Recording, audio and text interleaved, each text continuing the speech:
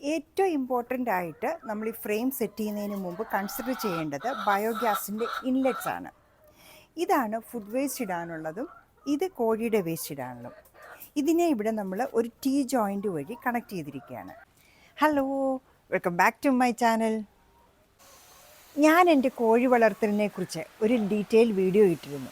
അതിന് വളരെ നല്ല ഫീഡ്ബാക്കാണ് കിട്ടിയത്. Thank you so much for the support. അപ്പോൾ പലരുടെ സംശയം ഇത് എങ്ങനെയാണ് ഞാൻ ബയോഗ്യാസും കോഴിക്കൂടും തമ്മിൽ കണക്ട് ചെയ്തതെന്ന്. അതിൻ്റെ ആൻസറായിട്ടാണ് ഇന്നത്തെ എൻ്റെ വീഡിയോ. ശരിക്കും പറഞ്ഞാൽ കോഴി വളർത്തൽ സ്റ്റാർട്ട് ചെയ്തത് ലോക്ക്ഡൗൺ സമയത്താണ്, 2020.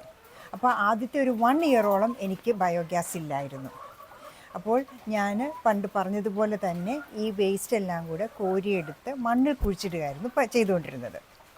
നമ്മുടെ ഗൂഗിൾ ഫോട്ടോസ് തപ്പിയപ്പോൾ അതിൽ നിന്ന് എനിക്ക് പണ്ട് 2021 ഈ ബയോഗ്യാസ് ഇൻസ്റ്റാൾ ചെയ്തപ്പോഴത്തെ കുറച്ച് ഫോട്ടോസ് കിട്ടിയിട്ടുണ്ട്. അതുകൂടെ ഞാൻ ഈ കൂടെ അറ്റാച്ച് ചെയ്യാം. 2021 ബയോഗ്യാസ് ഫിക്സ് ചെയ്യുന്നതിൻ്റെ ഫോട്ടോസാണിത്. ഈ ഡ്രമ്മിൻ്റെ ഒരു റിങ് ഓളം ഹൈറ്റിൽ മണ്ണിനടിയിലേക്ക് കുഴിച്ചിട്ടിട്ടുണ്ട്. അത് സ്റ്റേബിളായിട്ടും ഫേമായിട്ടും നിൽക്കാൻ വേണ്ടിയാണ്.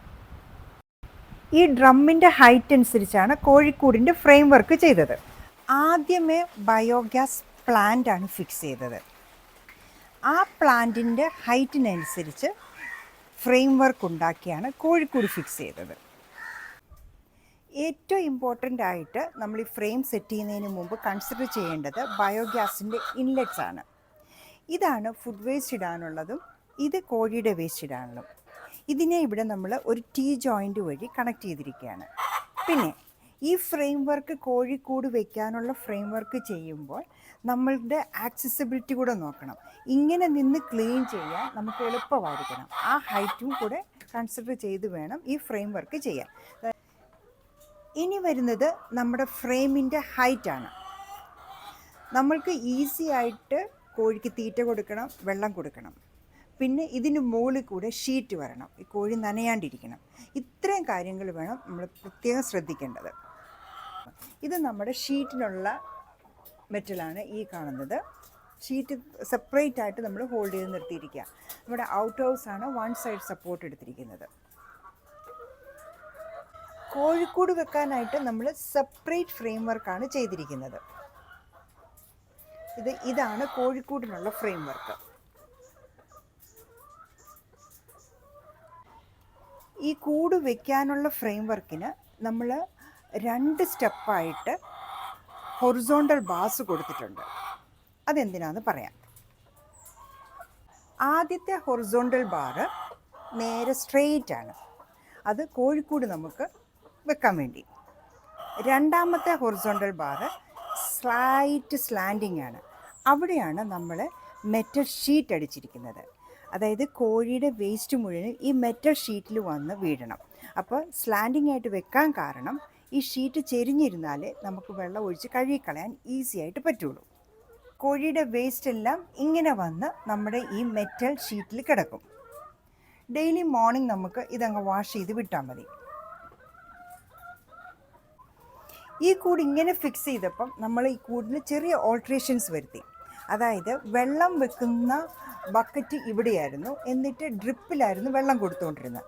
അത് നമ്മൾ എടുത്തു മാറ്റി. കാരണം പിന്നെ ഹൈറ്റ് കൂടുവാണ്, നമുക്ക് വെള്ളം ഒന്ന് ഫില്ല് ചെയ്യാൻ ബുദ്ധിമുട്ടായി വരും. ഇങ്ങനെയുള്ള പാത്രത്തിലാണ് ഞാൻ വെള്ളം വെച്ച് കൊടുക്കുന്നത്. ഈ സൈഡിൽ ഒന്ന് വെച്ച് കൊടുത്തിട്ടുണ്ട്, അതുപോലെ തന്നെ ഇപ്പുറത്തെ സൈഡിലും. കൂടിൻ്റെ അകത്ത് വെള്ളം വെച്ച് കൊടുക്കരുത്. വെള്ളം വെച്ച് കൊടുത്തു കഴിഞ്ഞാൽ അവരത് ചവിട്ടി അപ്പം തന്നെ താഴെ കളയും.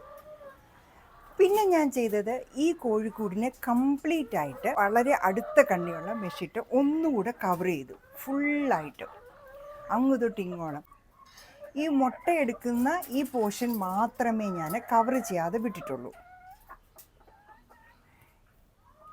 ഇതാണ് എൻ്റെ കോഴിക്കൂടിൻ്റെ മുകൾ ഭാഗം. ഡബിൾ പ്രൊട്ടക്റ്റഡ് ആയിട്ടാണ് ചെയ്തിരിക്കുന്നത്.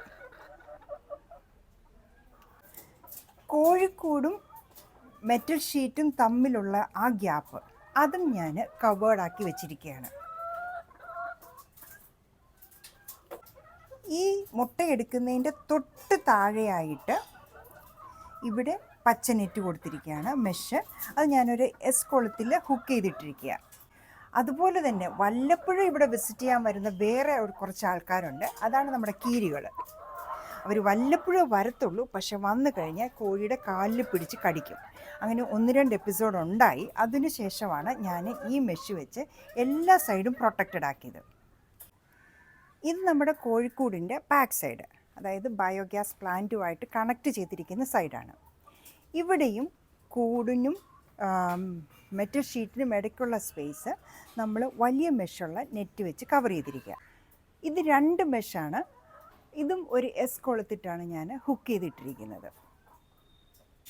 പിന്നെ ഇങ്ങനെയുള്ള മെഷ് കൊടുത്തത് കൊണ്ട് ഉള്ള ഭയങ്കര അഡ്വാൻറ്റേജ് എന്ന് വെച്ചാൽ ഒരു കാരണവശാലും ഇതിനകത്ത് എയർ കെട്ടിക്കിടക്കില്ല.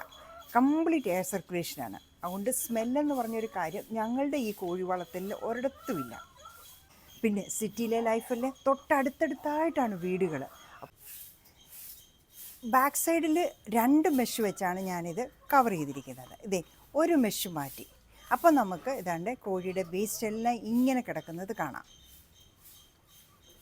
ഇനി ആ മെഷും കൂടി എടുത്ത് മാറ്റിയതിന് ശേഷമാണ് നമ്മൾ വടിച്ച് വേസ്റ്റ് എല്ലാം താഴെ ഈ പാത്തിയിലേക്ക് ഇട്ടിട്ട് വെള്ളവും കൂടെ ഒഴിച്ച് നമ്മൾ ബയോഗ്യാസ് പ്ലാന്റിലേക്ക് വിടുന്നത്.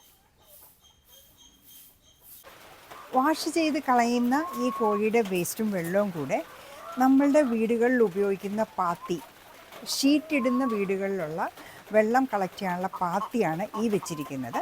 ആ പാത്തിയെ നമ്മൾ കൊണ്ടുവന്ന് ഇങ്ങനെയുള്ള ഈ ജോയിൻറ്റിലേക്ക് കണക്ട് ചെയ്യുന്നു. ഇന്നത്തെ ക്ലീനിങ് സെക്ഷൻ കഴിഞ്ഞു. ഇത്രയും വൃത്തിയായിട്ട് കിടക്കും. നമ്മുടെ മെറ്റൽ ഷീറ്റിൽ യാതൊരു വേസ്റ്റും ഇല്ല. അതിലെ വെള്ളവും വേസ്റ്റും വരുമ്പോൾ ഇതിലെ സ്ലറി വെളിയിലേക്ക് വരും. ഇതാണ് ഔട്ട്. അപ്പോൾ ഈ സ്ലറി നമ്മൾ ബക്കറ്റ് കളക്ട് ചെയ്യും. ഇതെല്ലാമാണ് നമ്മുടെ ചെടികൾക്കും പച്ചക്കറിക്കുമൊക്കെ ഉപയോഗിക്കുന്നത്. ഈ കോഴിക്കൂട് എങ്ങനെ സെറ്റ് ചെയ്തു എന്ന് മാക്സിമം ഞാൻ എക്സ്പ്ലെയിൻ ചെയ്യാൻ നോക്കിയിട്ടുണ്ട്. എന്തെങ്കിലും ഡൗട്ട് ഉണ്ടെങ്കിൽ പ്ലീസ് കമൻറ്റ്.